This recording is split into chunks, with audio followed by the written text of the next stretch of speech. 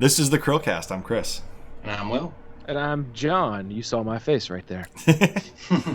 This is, what's today's segment, Will? It's a Wild Card Wednesday.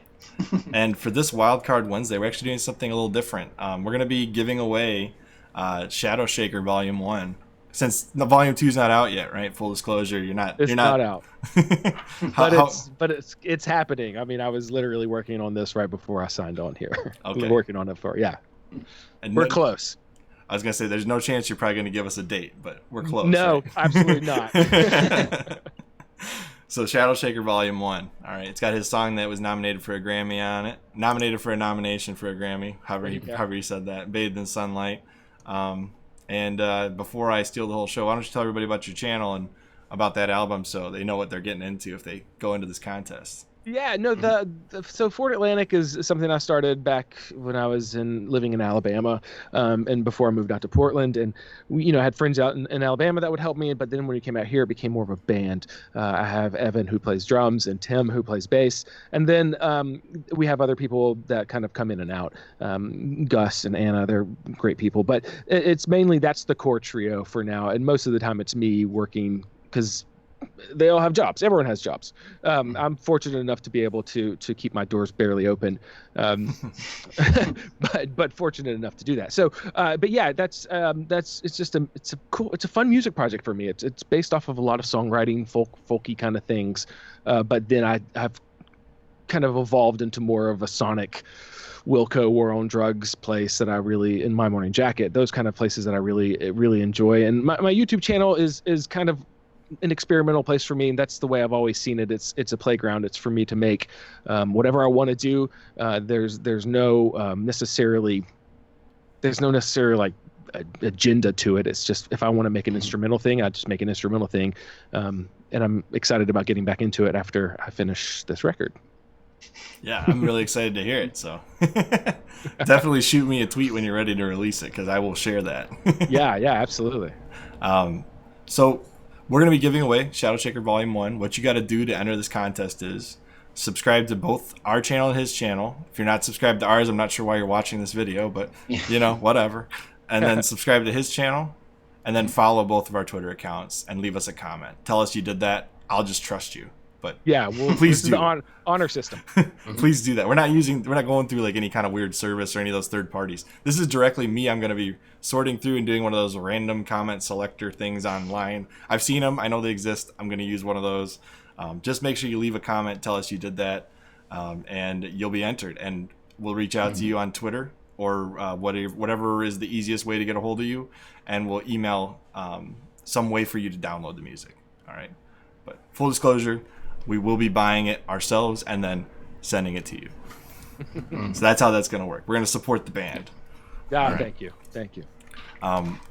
Second thing, today is our Wildcard Wednesday segment all about John and his channel. So we're going to be doing our interview series, continue this on, Conversations with the CHRILLCAST. Today is all about John and Fort Atlantic. I almost said Fort Atlantic. That's okay. Some people think it's Ford Atlantic, like it's some sort of like old muscle car from the. Yeah. That's great. All right, Will, why don't you ask him the first question? All right, first question. What inspired you to start your YouTube and Twitch channels for your music? I am always constantly thinking about what's next, and in the same way when we talked about Travis Scott earlier, like those kind of conversations are the ones that, and those questions and those problems are the ones that really, outside of what can I do with this song, those are the ones that excite me. Is what can I do that's interesting and new, and so YouTube for me was when I stumbled onto he's actually one of the biggest YouTubers, Casey Neistat. I stumbled onto his channel a few years ago, and I just was like, this is amazing because he's sharing his life, he's telling a story, but he's also doing, in a sense, what touring used to do. Touring was mainly so you could remind people that you existed and that you could, or you could get introduced to new people. And so he did this great thing with his daily vlog. I still have yet to find one that was that, and that's inspired me that much. But so YouTube, I just thought, what if I can't tour as much as I used to? I'm about to have a kid and all these things. So I was like, what if I started making vlogs, kind of just sharing who I am, what I do, and exploring different topics and how music can kind of involve that. Twitch is the platform for musicians, and I don't know if it's Twitch per se, but gosh, the live music, like a live stream, that is what musicians do and what they need. And for a long time, I mean, comedians have had podcasts and gaming have had podcasts, and musicians, we really haven't had much of a platform since MySpace, That's true, yeah. And so like live streaming is definitely where we can shine, because that's what we do. That's what we should be doing. So I just explored it, and wanted to see if, I don't remember. I did one live stream years ago from I don't even remember the name of the site, Ustream maybe at that point. Yep. Or Justin TV, or anyway, and I loved it. But anyway, I think the technology has come a long way, and I think that the interaction, again, when I said earlier, the internet is normal now, right? Like, so this is not a kind of a weird niche thing. Like, this is the new norm. I just was like, this is cool. I want to do this, and I want to explore what it looks like to be to do live streaming, and when I can't go out on the road, which is often. So yeah, that's what inspired me. Can we just pour one out for MySpace real quick? Yeah, man. There was a Sorry, go on. No, there was a Pitchfork article. I'm not a big Pitchfork fan, I'm not one of those guys. But there was an article or a video, and it was really great, because they essentially were saying exactly what I was saying. Like, this is MySpace was probably the best platform for musicians. I think now live streaming can be, if they do it right. And Twitch is making the right moves and hiring the right people to build that program. So I'm excited about it. Hey, can I just say I love the little edit you put in this video where you had Jeff Bezos, Tom Petty, and Bob Dylan in your chat here? That is pretty much just that's my YouTube channel. It's just what makes me laugh. What am I doing? Where are those things? It was so subtle. Like, if you're not paying attention, you wouldn't even notice that you had that in there. I was like, I started laughing. I was like, okay, I can relate to this guy. Okay, so being that we've just talked about MySpace, did you have a MySpace channel? Oh my gosh, yes. Was it for Jon Black? One. It was for Jon Black, but I mean, I don't know does it pull up on archive? Does archive.org do that? I have no idea. Does MySpace actually exist still? Sure. Oh, if I put a dot in the .com there, that would work better, right? Yeah. Oh my gosh, it does exist, and it loads horribly. What is this? I did. And that was when I was living in South Carolina. I was very much a singer-songwriter at that point, learning how to write, and I loved it. MySpace was cool, man. MySpace was the first opportunity where you could see what was possible on the internet with music. Yeah, I had my first failed launch at a music career on MySpace. Well, man, I don't know. We'll see how tomorrow goes. I might have a failed music career too any day now. So me and Chad, the gaming dad, are gonna be hanging out. yeah, collab stream. You and Chad, the gaming dad. That'd be cool. I'm in. There you go. Second question: when did you decide to add the vlog portion to your YouTube channel? It was right before we were wrapping up the project of Shadow Shaker Volume 1.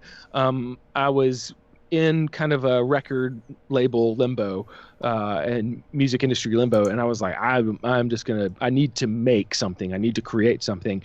I have a problem that I dive in like full on. So I just completely dove into YouTube and vlogging and storytelling, and that was really, gosh, that was what, 2017 might have been the first vlog-ish. Let me see, you're rolling through it. 2 years ago, 3 years ago.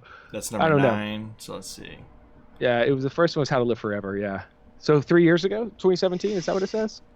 Yeah, 3 years ago. Yeah. So that was the initial. Oh, look at that! I'm in a different space in the same room. But that was the initial thought, was like, this is a really cool way for me just to connect with people, and that's what music has always been for me, is a way to connect with people. Yeah, I thought your live stream with the Twitch where you talked about that, and maybe we're gonna be talking about that later. Maybe I shouldn't spoil it. Yeah, we're definitely going to talk about that. Okay, then I'm not gonna spoil it. Never mind. Yeah. More to come. Yeah. Will, why don't you ask that next question then? All right, next question. What is the favorite song you've written, and what is your favorite song that you didn't write? So I love all my children, I guess. I think one of the ones that I'm really proud of is Bathed in Sunlight, just because of the simplicity of it and the impact that song had on a lot of people, and how far it went in that community of what the song's about. Like, it's about essentially a short story. It's about a gentleman who spent most of his life on death row, and eventually got out of prison. And when he left prison, he said, "The sun does shine." And I was just like incredibly moved by that. But that went all the way to him. He heard the song, and That's then cool. which is really cool. And then it also went to other very big people in the social justice world that I immediately started feeling like an imposter, because I didn't do it as a social justice thing. I was just actually really moved by the story and wanted to tell it. And so Bathed in Sunlight might be my favorite that I've written. That or There Is Love, because that one is really just kind of sums up the end of my day most of the time, just kind of hopefulness. So those two, yeah. As far as the song I didn't write, oh my gosh, like every Tom Petty song. I think that would be Tom Petty is one of my favorite artists, so I think Wildflowers would be one of them.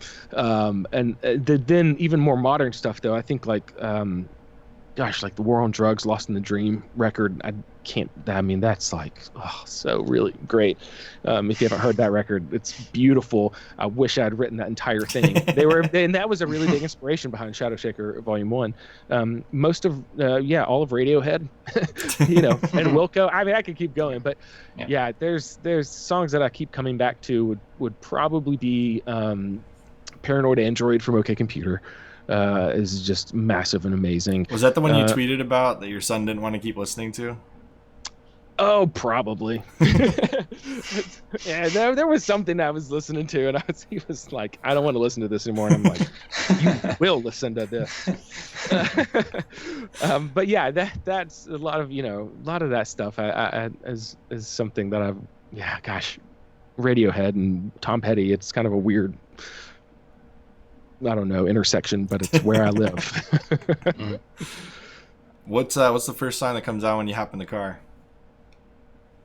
Oh, it's often, to be honest. Well, okay, are we talking like, is this like this is the song I walk out to when I'm playing baseball, or is this the like, Yes. if I have to go on a road trip or something? If I have to go on a road trip, that's tough. Let me open up iTunes real quick while I'm thinking about this. But I do say that I do work a lot with audio, and so often in music, and so often whenever I am in the car, I'm not necessarily I don't listen to music as much in the car as I do just like NPR or something, or podcasts or things like that, just to kind of Break give my it up. palate, just give my palate a different break, pretty much. I mean, just the You bring up Beatles something really are so interesting, good. though. I'm gonna pull up my iTunes real quick. Yeah. And I want to show you an interesting stat on my iTunes account. Okay, bring it. I told you this already, but just to validate what I've told you, so that you know that I'm not joshing you here. I thought it had it on here. Doesn't it have it? Oh, there we go. 1,140. Wow. I am impressed. I know. That was like literally. I am impressed. There's part of me that I think maybe I might be the only person that's heard that song that many times. I just wanted to give you the actual background on that. Like, when I tell you my wife put it on every time we'd get in the car, I mean it every time. That's awesome. That is cool, man. And I do love that. I love that. Just whatever things I make, these little bottles that I throw into the world to see if I'm not alone, they find their way into people's lives. I'm into it. So I'm glad that it's there in your car. There you go.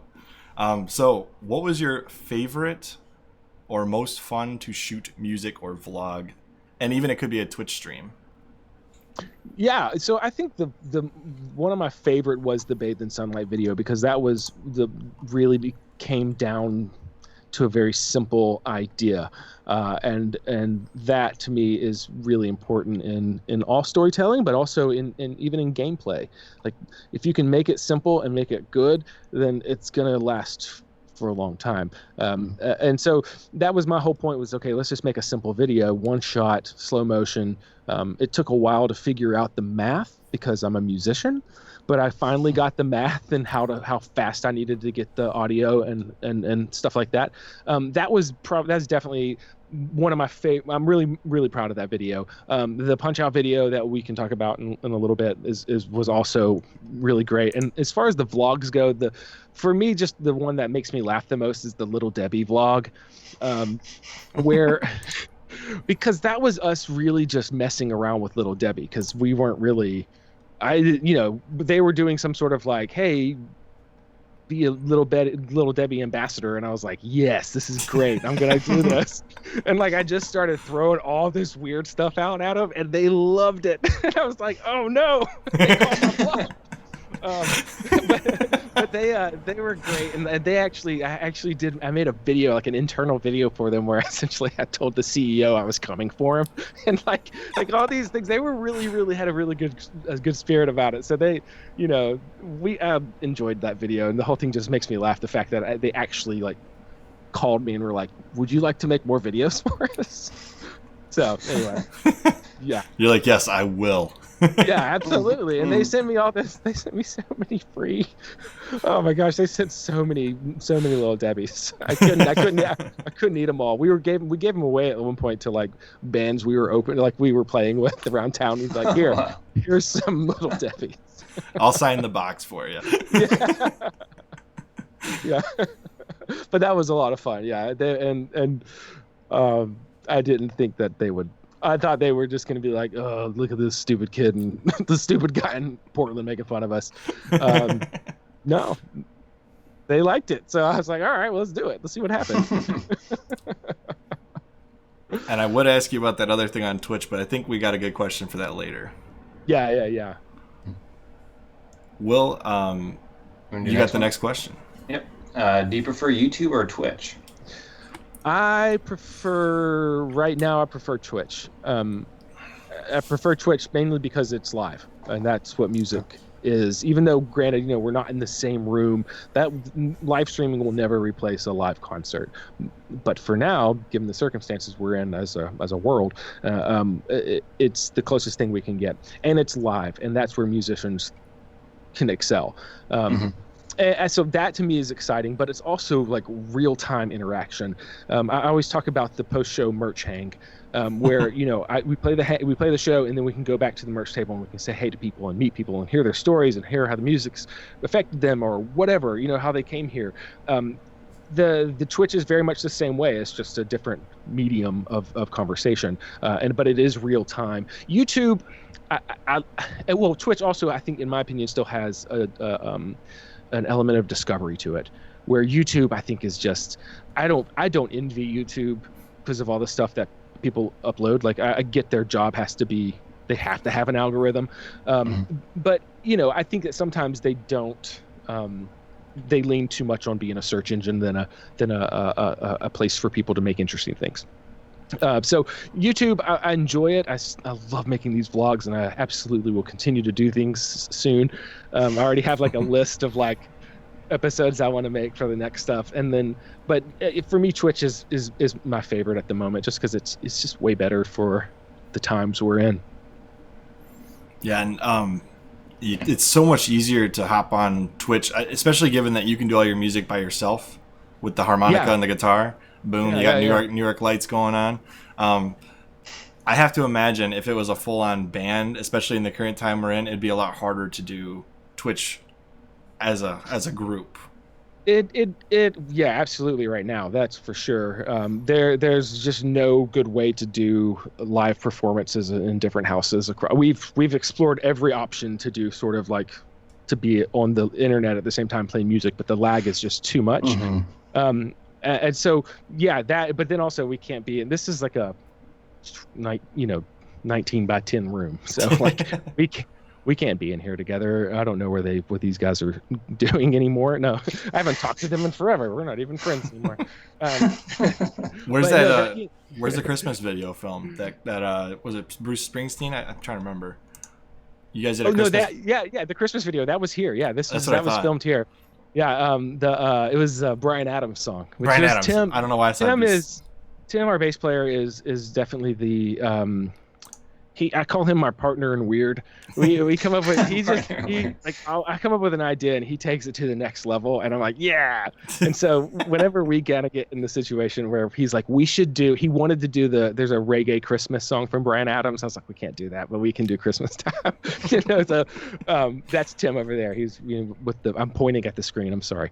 But yeah, that was Tim's awesome, and so is Evan. But that's just this kind of the stuff that we enjoy doing. It's fun, and for things like YouTube, those kind of videos make perfect sense. And we will do a full band stream eventually when everyone gets back to normal. But for now, the YouTube is really good for that kind of stuff. And you've seen a lot of people doing this Zoom or editing their parts, however they're doing it. But yeah, they both offer cool things. Twitch for me just plays more to the musician's strength, which is performance and interaction versus storytelling. But YouTube's just hard to navigate, and it's a lot of work.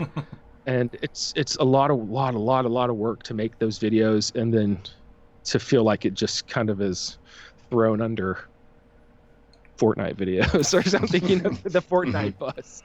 It's just a lot of work for, I can't continue to do it all the time, is what I'm trying to say. But I do like YouTube. I think the biggest way that I would describe Twitch versus YouTube is Twitch is more of a live show, and YouTube is more of like an encyclopedia of videos. You can go find what you're looking for, but it's not always being played, and it's not live usually. Yeah. And Twitch is also more authentic, in my opinion. What you see is what you get, man. There's no like fancy. You could obviously do a real deal, super awesome broadcast, but no one has that money outside of the big studios and stuff. So like, what you see is what you get, man. These are real people. This is in their real houses, and you hear all my bad notes and me forgetting lyrics and like things like that. You don't see that on YouTube, and that's same with like Instagram, right? You see like kind of the best of people versus Twitch. You kind of can see some of the flaws, and that's what makes that's what makes us human. Yeah, I would agree. It's more of the word I would describe it as is ephemeral. Yeah, that's how I would just kind of how Snapchat. It's there and it's gone. Yeah. That's actually how they described Snapchat when they marketed it. They said ephemeral messaging. I was like, it's interesting. So what are your favorite video games? I'm a big fan of the Halo series, and the Halo 1 through 3 for me is I try to play through them once a year if possible. I think we said the ODST. Will you enjoy ODST? I did too. I don't have as much time to go through that one. Halo 4 and 5 and Reach, they were fine. Halo 5's multiplayer was actually really fun. Yeah, I agree. It is very fun. So I'm a big fan of Halo. At the moment, I am Animal Crossing and the Switch. I love the Switch. It's perfect for dads, I think, because I can like pick it up and I can play for a few minutes and then I can put it back down and ask just ask people, where did my son go? But they have, I can play it in bed versus, a full Xbox. It's just way easier for my life right now. So I love the Switch. I think it might be one of my favorite consoles of all time. But I don't know where to start with those favorite consoles, because that would be like the Dreamcast, and Shenmue is one of my favorite game series that they just reissued, and I'm excited about diving into those again. I don't know, man. Yeah. Halo, let's just go with Halo. I'm going to say that's my favorite video games. We'll call it there. There you go. We are officially a Halo podcast because everybody that comes on here loves Halo. It's so cool, finally, I've been trying to convince you to do this for months. When I was in college, I I actually did not buy an Xbox until I finished college because I knew that I would not finish college if I had Halo. And once I finished, I immediately played so much Halo. And that was when what was XB Connect? That was the first, like, it was kind of like a whatever Wi-Fi Ethernet networking hack that let you play online with people. I've heard a lot of people use that. Yeah, it was, but that was before it, right? Xbox Live eventually came out and they crushed it, but and rightfully so. That's a great service. But yeah, I did all of the rocket launcher tricks. I went and found all of the places I could climb up, break out of the board. I knew how to get out of Blood Gulch. Like, it was, I could do it, man. I loved it, and me and my friends played way too much of it, and I don't regret a minute of it. Do you think the original Xbox might be your favorite console then?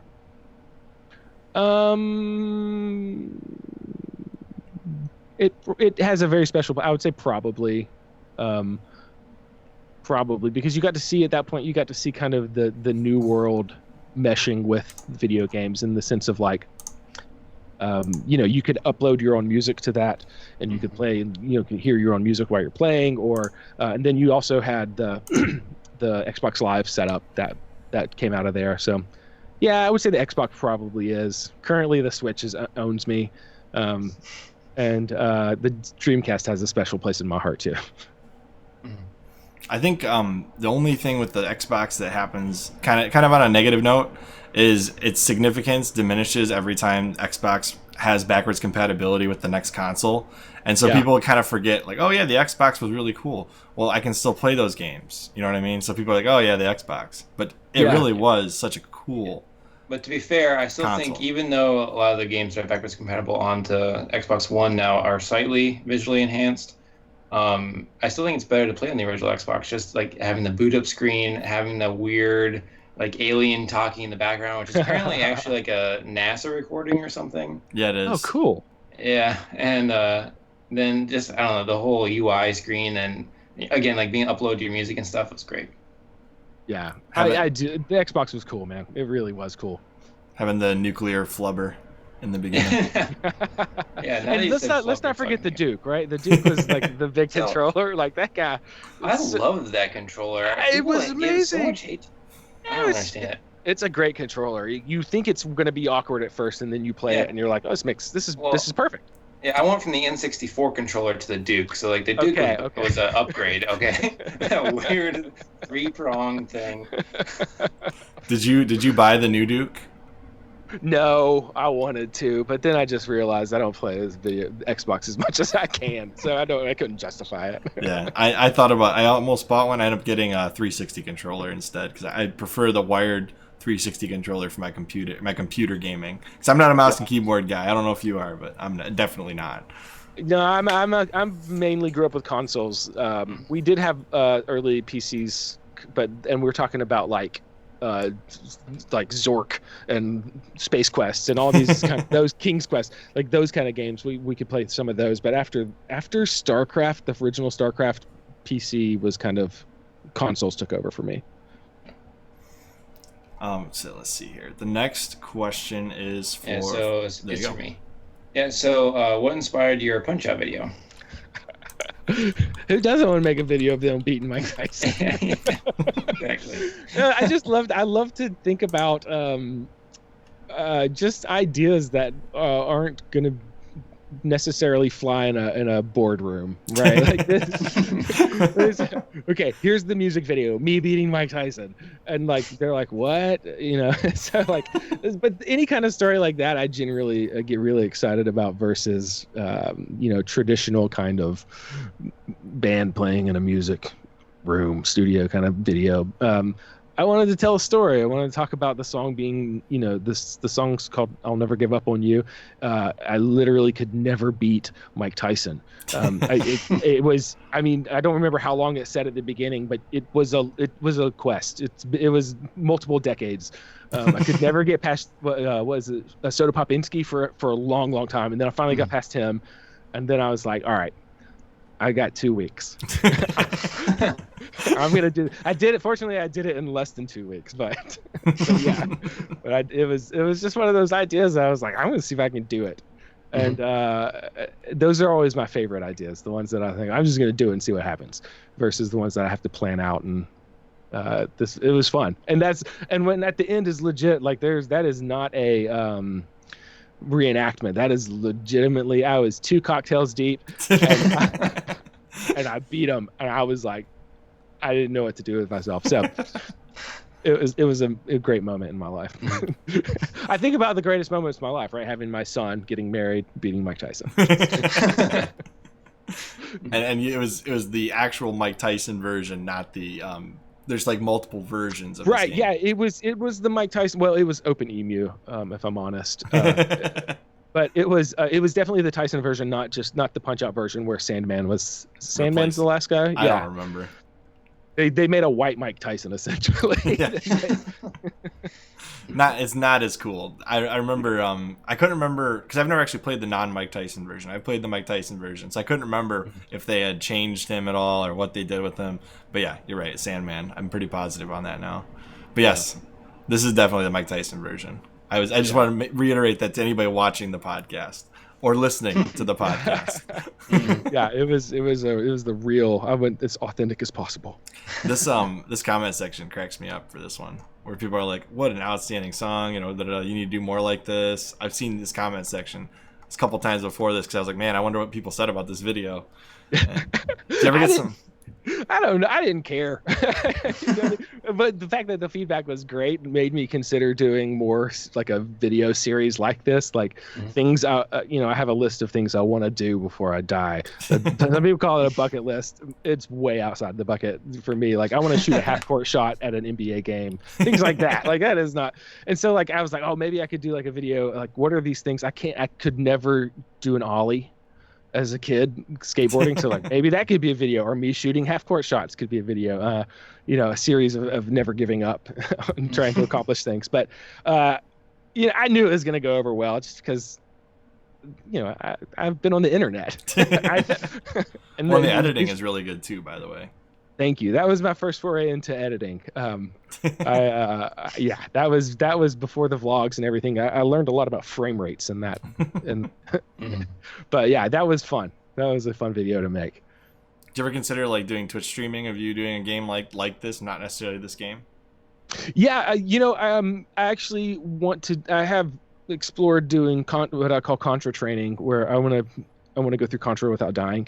And so like just because it's all pattern, it's all memorization. And so like I can do like the first few levels.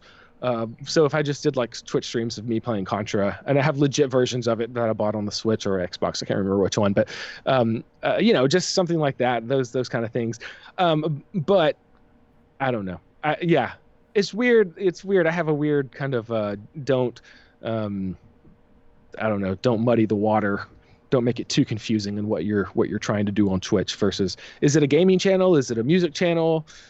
So that's my brain. I have to get over it. But yeah, I have considered doing like retro game streams and stuff like that. Could have a second channel just called Fort Atlantic Plays. That's true. That is very true. Look at that. That was one of the happiest moments of my life. Oh. He's like, man, I got this. I couldn't believe it. I've only had a few moments like that in my life where like I had a video game that I was just so frustrated with, and I was like, holy cow, I did it. And I think Guitar Hero had a lot of those moments. Guitar Hero, the Ninja Gaiden on Xbox was brutal. Yes, that was a brutal game. You should do a Guitar Hero stream. I wish I'd spent more time actually playing guitar than I did Guitar Hero. But I was pretty good back in my day. I've thought about doing the what's the Rocksmith games. I've thought about doing streams like that. Rock Band? No, Rocksmith is actually a game where you can play the actual guitar. Yeah, actual really? guitar. Yeah, it's really interesting, and it's essentially Guitar Hero with a real guitar. That's cool. And it's really, really good for exercising as far as being a musician. I've used it a lot to just sort of kind of get out of my world of what I make, just kind of learn new ways to scales and things like that. It is actually a really helpful game. Well, I guess since we talked so much about your Twitch channel, now's a good time to ask, What was the coolest thing that has ever happened to you on YouTube or Twitch? I think the coolest thing is and I made a small vlog about it. It was on a Twitch stream. Yeah, it just a guy was explaining to me how he met his girlfriend from one of my songs, and he was talking about just that he was humming the song on a subway, and I immediately was like, oh, cool, New York, but it was not. It was in Istanbul, Turkey, and I was like, the fact that two people in Istanbul, Turkey, one even know who I am, and they're singing the song, that can recognize the melody, like. What? That was and that's what Twitch brings, right? Like that live. That is the vlog has like my live reaction where I'm like in the middle of something and I have to like stop everything and just like process it. And that's just a cool story, and it means a lot to me. It's easy for musicians and creators and all the people to kind of get stuck on numbers and stuck on stats and followers and likes and can we grow this hashtag brand or whatever. But at the end of the day, the truth is, like, when something like that happens, that's it. That's all that matters, right? Like, it's just that human to human connection. Yeah, the numbers and trying to figure out a way to make it as a career are important and they're tough, but if you can like affect people's lives, man, that's awesome. Yeah, I have to say it's cool when people see you in person and they're like, I watched your thing, and it's like, what? Yeah. Well, that, and then and I think the YouTube channel, the funny thing is with the YouTube, like the song, we'll get into the song later, but the song "Let Your Heart Hold Fast" has like is the most of my most views, and it's most listens, all that stuff, and it's to this day still baffles me how much it's played, and how many people find it.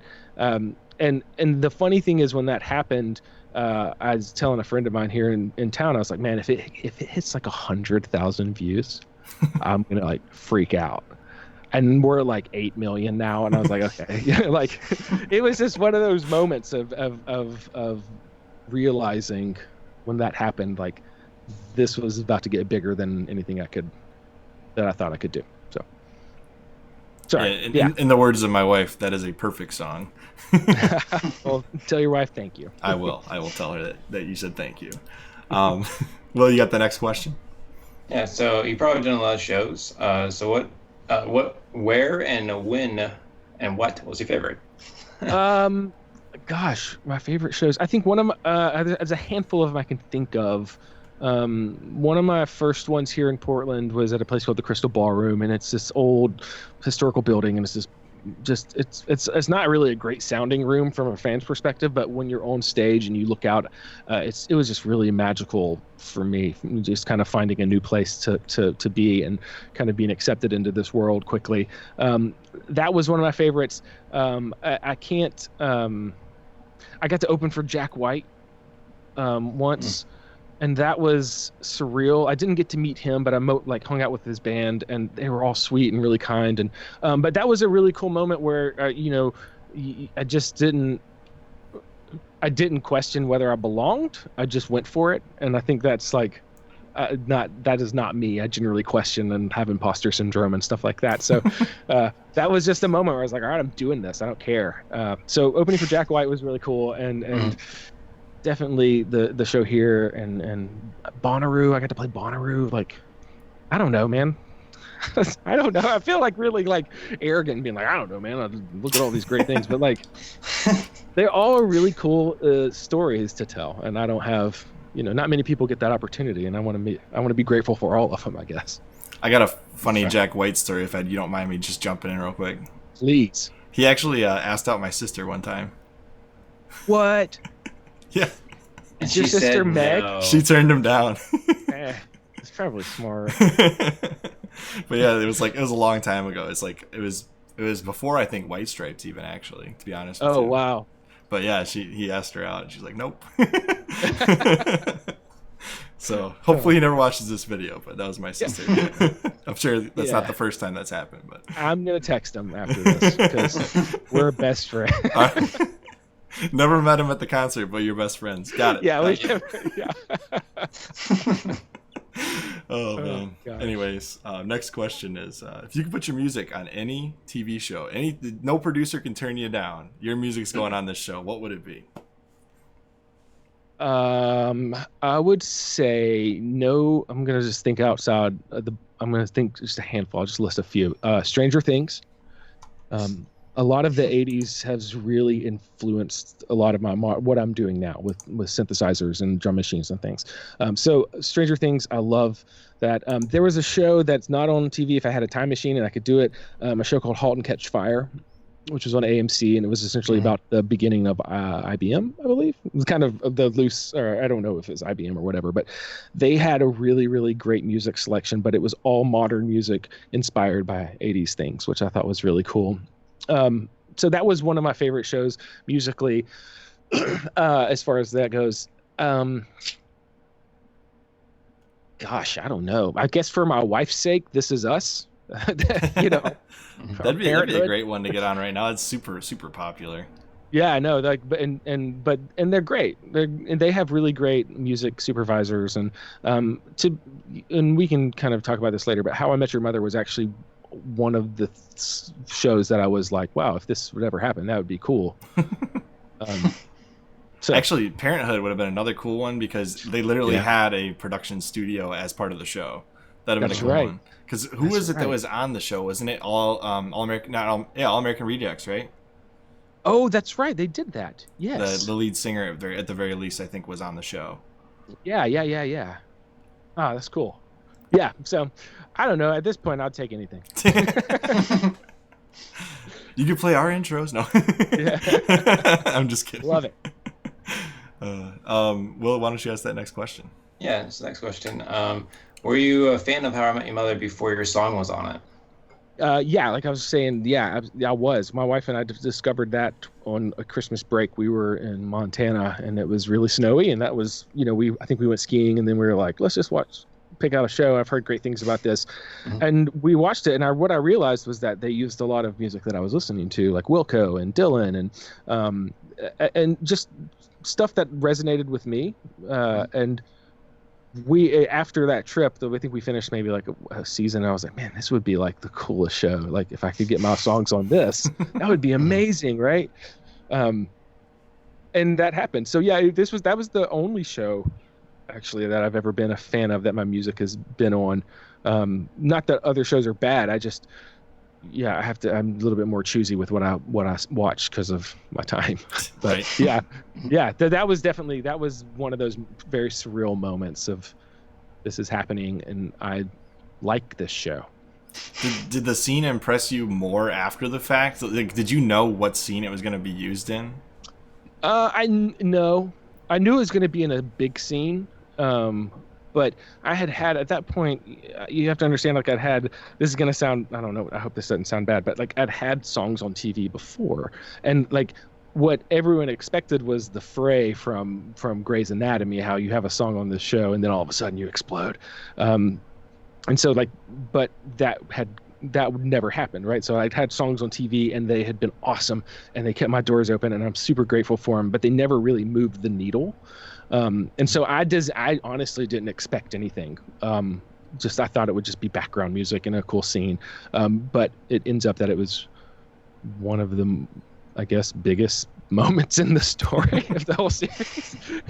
I don't know. Yeah. So it was, there was also the year before, there was another episode that that was up against, another one of my songs was up against something. So I didn't get that one. And then they came back to a different song later. So I've only watched that scene once, and that's it. I probably will never watch it again. Because it's weird. It is really weird it's weird. Back in that aired in what, 2011 or 2012? 2012. Yeah, 2012. I remember right after that show got done, I looked up your channel on YouTube immediately, and then I reposted on Facebook, and I said, why don't people write good music anymore? that was literally what I put on there, and I said, this band is great, you guys should check it out. It was like within minutes of the show airing. Well, people do write good music. The problem is they just don't have the budget to get in front of you. I was a cocky, I don't know, 19-something-year-old, and I was like, I loved the song. I wanted to make sure people listened to it after I'd heard that. And I tried to find it. I was like, wait, I've deactivated and deleted Facebook several times. This probably doesn't exist anymore. So I couldn't find it to have proof, but that is true. No, I believe you. I saw your play count. So what advice would you give to a young and aspiring artist looking to make it in the music industry? Don't wait for anyone to tell you that you don't wait for anyone. Do it. Just do what you want to do. There were a lot of opportunities that I wanted to do things, like specifically when that song aired on How I Met Your Mother.